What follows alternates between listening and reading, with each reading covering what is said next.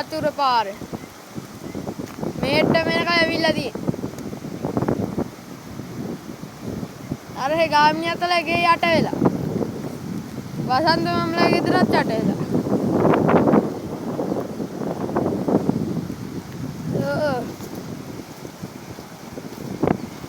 පීල්ල උඩින් වතුර දානවා.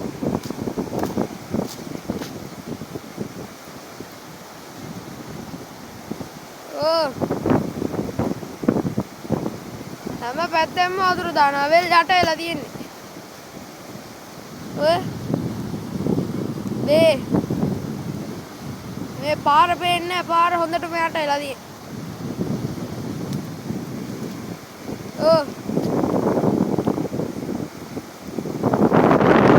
වැව කපනවලු.